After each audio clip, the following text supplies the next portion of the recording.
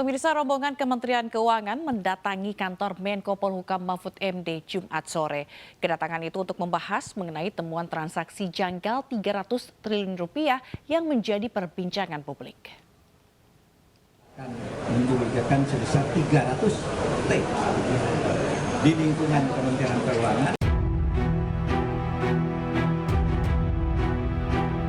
Kementerian Keuangan merespon temuan Menko Polhukam Mahfud MD terkait adanya transaksi mencurigakan yang mencapai 300 triliun rupiah. Jumat sore, rombongan dari Kementerian Keuangan dipimpin oleh Suhasil Nazara menemui Menko Polhukam untuk membahas transaksi janggal tersebut. Menko Polhukam Mahfud MD menyatakan transaksi janggal itu merupakan dugaan tindak pidana pencucian uang atau TPPU yang terjadi sejak tahun 2009 hingga 2023. Jadi tidak benar kalau kemudian isu berkembang di Kementerian Keuangan ada korupsi 300 triliun. Bukan korupsi, pencucian uang. Pencucian uang itu lebih besar dari korupsi tapi tidak mengambil uang negara. Apalagi dituduh ngambil uang pajak, itu enggak. Bukan itu. Mungkin ngambil uang pajaknya sedikit, nanti akan diselidiki.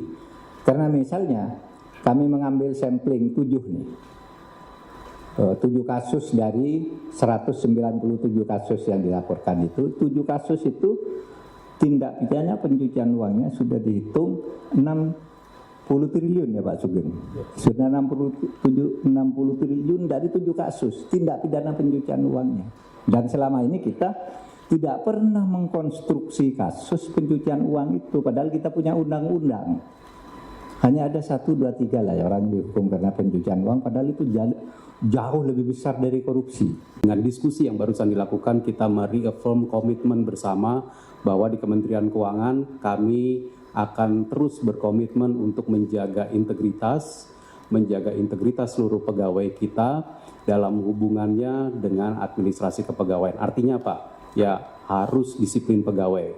Disiplin pegawai harus ditegakkan, kemudian integritas kita tegakkan terus.